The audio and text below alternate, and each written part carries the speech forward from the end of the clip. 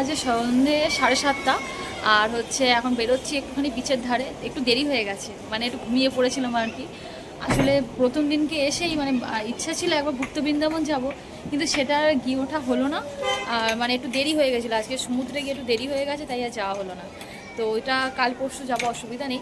তো এখন যাচ্ছি একটু বিচে একটুখানি, ওই জন্য এটাও যেতে একটু দেরি হয়ে গেছে, আর একটু তাড়াতাড়ি গেলে ভালো হতো। তো চলো যাই এবারে।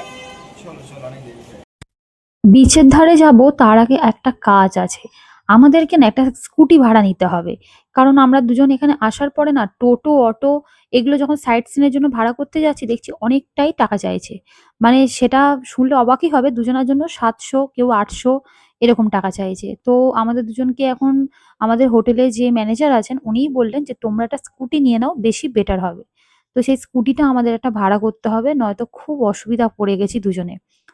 দেখো, সাইট সিন করার জন্য দুজনার ওই 700 কি 800 টাকা ভাড়া দেওয়াটা তাও মাত্র ঘন্টা দুয়েকের ব্যাপার, ঘন্টা দুয়েক কি ঘন্টা তিনেকের ব্যাপার। তো ওটা না আমাদের কাছে একটু বেশি মনে হচ্ছে। তো তার আগে একটু চলো খাওয়া দাওয়াটা করে নিই, সন্ধে হয়ে গেছে, দুজনারে একটু খিদে খিদে পাচ্ছে। তো দেখলাম এখানে কাকিমার একটা খুব সুন্দর মোমো স্টল আছে একদম পুরী হোটেলের সামনে। তো এখানে শুধু মোমো নয়, কুরকুরে মোমো, চিকেন স্যাটে, পানির স্যাটে অনেক কিছুই রয়েছে। তো আমরা প্রথমে একটা কুরকুরে মোমো নিয়েছি। তো দেখে তো বেশ ভালো লাগছে। আর আমার বর আবার চিকেন স্যাটে নিয়েছে ২ টো। তো টেস্ট করে এখন দেখি যে কেমন। এই হচ্ছে চিকেন স্যাটে। তো সত্যি কথা বলতে খাবারের টেস্ট খুব একটা খারাপ যে তা নয়। মোমোটা খেয়ে তো তাই দেখলাম। এইটা হচ্ছে পুরী হোটেল, এই হোয়াইট কালারের বিল্ডিংটা। আর একদম এই সামনেই হচ্ছে এই খাবারের স্টলটা। আর বেশ দেখলাম ভিড় হয়েছে। ভালোই লোকজন আসছে দেখছি। তার মানে এই দোকানটার খাবার-দাবার সত্যিই ভালো বলেই সবাই আসছে। তো যাই হোক, আমাদের খাওয়া-দাওয়া তো হয়ে গেছে। খাওয়া-দাওয়া সেরে একটু হোটেলে ব্যাক করে এসছিলাম। আর তারপরে এখন আবার একটু বিচের ধারে যাচ্ছি একটু ছবি-টবি তুলতে। কিন্তু তুলে আবার একটু ৫ মিনিট পরে ফের আসতে হবে। কারণ আমরা যে বললাম না স্কুটি ভাড়া নেবো? তো ২ টো দোকানে কথা বললাম। কেউ বলল ৳৫০০, কেউ বলল ৳৬০০। ওই সকাল ৭টা থেকে রাত্রি ওই ৯টা ৯:৩০ অবধি দেবে। আর তুমি যদি তার আগের দিন রাত্রে মানে আজকে রাত্রে বেলায় যদি নিয়ে নিই, তাহলে ধরে নাও ওই ৳১০০ বেশি। আর তেলটা অবশ্যই নিজের টাকায়। আর তো এই কথাটা আমাদের হোটেলের ওই ম্যানেজার কাকুকে একবার জানালাম। তা উনি আমাদের এই হোটেলের বাইরেই একটা ফোন নাম্বার ছিল, সেখানে ফোন করেছিলাম। তো করা মাত্রই ওরা বলল যে ৳৪০০ লাগবে সকাল ৭টা থেকে রাত্রি ৯:৩০। আর আজকে রাত্রেবেলা নিলে তাহলে ৳৫০০ দিতে হবে। তেলের খরচা তোমাদের। তো বলতে না বলতেই সেই দাদা চলে এসছে স্কুটি নিয়ে। আমরাও যেহেতু শুনলাম যে ৳৪০০ দিয়ে দিচ্ছে আর আজকে রাত্রি থেকে যদি নিই ৳৫০০ হয়ে যাচ্ছে, তাহলে আর আমরা ওয়েট করছি কেন? তো আমরা স্কুটিটা নিয়ে নিয়েছি। আর স্কুটিটা নিয়ে এখন যাচ্ছি একটু মন্দিরের দিকে। কালকে সকালবেলা পুজো দিতে যাবো। তাই ভাবলাম দুজন মিলে এখন স্কুটিটা হাতে পেয়ে গেছি, একটু চলো মন্দির থেকে ঘুরে আসি। মন্দিরটার রাস্তাটা একবার দেখে নিই। যদি সকালবেলা কোনো অসুবিধায় পড়ে যাই, এখন যদি একবার রাস্তাটা দেখে ফেলতে পারি, আর কোনো অসুবিধা হবে না। তার আগে একটা ছোট্ট কাজ আছে। যে দাদা আমাদের স্কুটিটা দিতে এসেছিলেন তার দোকানটার সামনেই। তো তার দোকান থেকেই তেলটা ভরে নেবো। কারণ এখান থেকে পেট্রোল পাম্প একটু দূরে। তো ওরা বলল আমাদের দোকানেও আপনারা তেল পেয়ে যাবেন। এবার দেখো, যার স্কুটি তার দোকানে যদি তেল নিই, তাহলে আশা করছি খারাপ হবে না। তো এই হলো ওনাদের দোকান। এই যে লেখা আছে দেখেছো, এসপি বাইক রেন্ট, এই ওনাদের ফোন নাম্বার। তো এখান থেকে আমরা বাইকটা মানে সরি স্কুটিটা নিয়েছি। তো এখান থেকে তেলটা নিচ্ছি। আমরা এখন ৳১০০ তেল ভরবো। ৳১০০ তেল ভরলে মোটামুটি বলছে যে আপনাদের কালকে সারা দিনটাই কেটে যাবে। তো ভালোই, আমরা ৳১০০ তেল ভরে দেখি। এবার যদি কম পড়ে আরেকবার ভরে নেওয়া যাবে, অসুবিধা নেই। স্কুটিতে তেল ভরা হয়ে গেছে। এবারে চলো মন্দিরের দিক থেকে ঘুরে আসি। মন্দিরে পুজো দিতে গেলে তোমাকে তো একজন করে পান্ডা ধরতে হবে, এটা তো সবাই জানো। তো আমাদেরও একজনের সাথে কথা হয়েছে। তো উনি আমাদেরকে ফোন করে দিয়েছেন কালকে সকালবেলা আমরা যাব ৭টা ৭:৩০ ৭টা বলেছে, ৭টার সময় যেতে বলেছে মন্দিরে। তো সেই জন্য আমরা ভাবলাম আজকে রাত্রেবেলা একবার দেখে নিই। আর এই গাড়িটা না আজকে রাত্রে নামার এটাও একটা কারণ। কালকে সকালবেলা ৭টার সময় মন্দিরে যেতে হবে। এবার ৭টার সময় স্কুটি দেবে, ৭টার সময় মন্দিরে যাওয়া খুব একটা অসুবিধার ব্যাপার নয়। তো আমরা ভাবলাম অত বাবা ঝামেলা নিয়ে লাভ নেই। ৳১০০ বেশি যায় যাক। আর আজকে রাতটা তো ঘুরতেও পারবো, নয়তো সেই বিচের ধারে হাঁটাহাঁটি করা ছাড়া কোনো উপায় নেই। তো ওই জন্য স্কুটিটা নিয়ে আমরা সোজা ভেবে নিয়েছি মন্দিরের রাস্তাটাই বরং একবার দেখে নিই। সকালবেলা যদি বাই চান্স যদি কোনো কারণে গুলিয়ে ফেলি, গুলিয়ে ফেলার কিছু নেই। এখানকার রাস্তাঘাট তো খুবই সোজা। কিন্তু তাও রিস্ক নিয়ে কোনো কাজ নেই। আর কিন্তু এই দেখো, কথা বলতে বলতে মন্দিরের সামনে এসে গেছি। আর আমি না পুরো তাজ্জব, মানে সত্যিই তাজ্জব। এই জন্য আমি ২০২০ সালে লাস্ট এসেছিলাম এই পুরীতে। তারপরে আমার এই আশা, মিডিলে আমার বর এসে ঘুরে টুরে গেছে, ওর কাছে ছবি দেখেছি, কিন্তু সন্ধেবেলায় যে মন্দিরের চারপাশের সৌন্দর্য যে এইরকম আমার ধারণার বাইরে ছিল। আমি সত্যিই ভাবিনি, কারণ এগুলো আগে ছিল না। এগুলো এখন এসে দেখতে পাচ্ছি, মানে এতটা সুন্দর করে মন্দিরের চারপাশটা সাজিয়েছে, বলার মতো নয়। তো একবার ভেতরে ঢুকবো, ঢুকে তো অবশ্যই দেখবো। তার সাথে আমাদেরকে বলেছেন উনি যে বিষ্ণু ভবনের সামনে দাঁড়াতে। তো আমরা বিষ্ণু ভবনটাও একবার দেখে নেবো যে কোথায়। তো ওই যে দূরে দেখা যাচ্ছে যে লাইটটা, ফোনে ধরা পড়ছে না, তো ওটাই হচ্ছে বিষ্ণু ভবন। আর এই দেখো মন্দিরের চারপাশটা কি সুন্দর লাগছে, স্কুটিতে যাচ্ছি যেন চোখ ভরে যাচ্ছে। আর এই দেখো এই সামনে যে গেট, এই গেটটা দিয়ে ঢুকবো ঠিক করেছি, আর এই যে সামনে বিষ্ণু ভবন। তো চলো স্কুটিটা এখন রেখে দিই, রেখে দিয়ে এখানে পার্কিং এ রেখে তারপরে ভেতরে ঢুকবো। চলো অপেক্ষা না করে তাহলে এবার ভেতরে ঢুকে দেখি ভিতরটা কেমন সাজিয়েছে। আছে।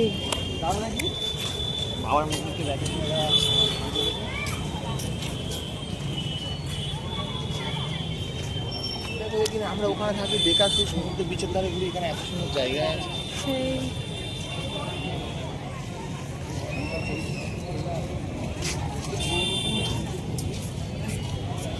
কি অপূর্ব জিনিস, হ্যাঁ। সত্যি অপূর্ব।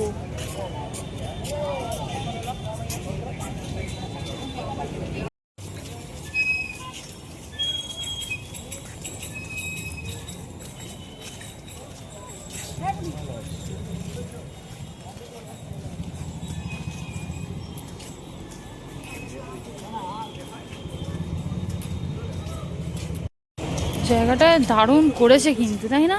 আমি আগে এসে দেখেছি। হ্যাঁ, তুমি তো এসছো এর মধ্যে, আমি তো সেই লাস্ট 2020 সালে এসছি, আর তারপরে এই আসলাম। মানে অনেক চেঞ্জ হয়ে গেছে, মানে এগুলো আগে ছিল না কিছু। ওই করোনার সময় যে বন্ধ ছিল সব, ওই সময় এই কাজগুলো সব করেছে। তাই ভালো হয়েছে বেশ, মানে সময় কাটানোর জন্য দারুণ জায়গা করে দিয়েছে। হ্যাঁ, প্রচুর লোক দেখো, মানে এটা হওয়ার পরে প্রচুর লোক কিন্তু এখানে আসছে, বসে আছে, গল্প করছে নিজেদের মতো। হেভি জায়গা, দারুণ, মানে এত বড় এরিয়া একবার সুন্দর করে দারুণ সাজিয়ে দিয়েছে।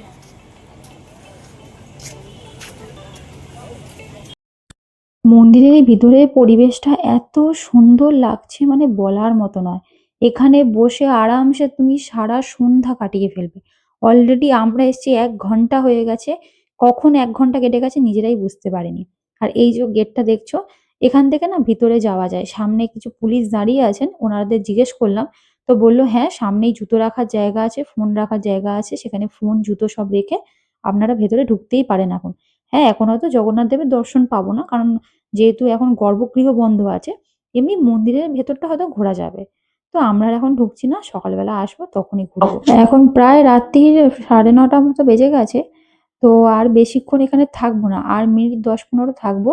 আমার বরেরও একটা ফোন এসছে, ও একটু ফোনে কথা বলে নিচ্ছে, আর আমি ততক্ষণ একটু হনুমানজির এই মন্দিরের সামনে এলাম, এখানে একটু নমস্কার টমস্কার করে নিলাম।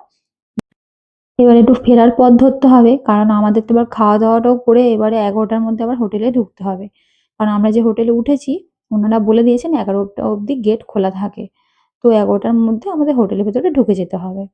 তো চলো এবারে আস্তে আস্তে ফিরি, আর সামনের দিকটাতে খুব খুব সুন্দর গাছপালা দিয়ে সাজিয়েছে। ওই সামনে একটুখানি ছবি তুলবো, ওখানটায় ছবিটা তখন তোলা হয়নি। আর সত্যি কথা বলতে এত সুন্দর লাগছে ভিতরটায়, আর প্রচুর লোক আছে। দেখো রাত্রির এখন প্রায় 9:40 হয়ে গেছে, তাও দেখো কত লোকজন, মানে প্রচুর লোক আছে এখানে গল্প করছে বসে। হ্যাঁ, মানে খুবই সুন্দর। আর ওই পারেও আরো একটু যাওয়ার জায়গা আছে, কিন্তু ওই দিকটা আমরা আর গেলাম না। আর ওইদিকে ওই রেলিং এর পাশে কালো কালো বক্সের মতো ওগুলো বসানো আছে, তোমরা দেখতে পাচ্ছ ঠিক ডান দিকে, ওগুলো আবার কুলার।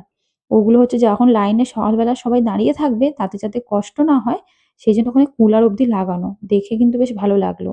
আর এই গাছগুলো না ফার্স্টে ভাবলাম আর্টিফিশিয়াল না কি, তারপর দেখলাম না সত্যিকারের গাছ, ওরকম মনে হচ্ছিল।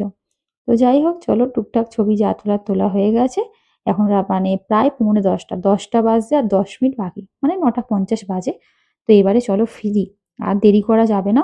আর যাওয়ার পথে কোনো একটা রেস্টুরেন্ট থেকে রাতের খাবারটা হয় ওখানে বসেই খাবো, বা সেরকম মনে হলে নিয়ে চলে গেলেও হবে ঘরে, অসুবিধা নেই।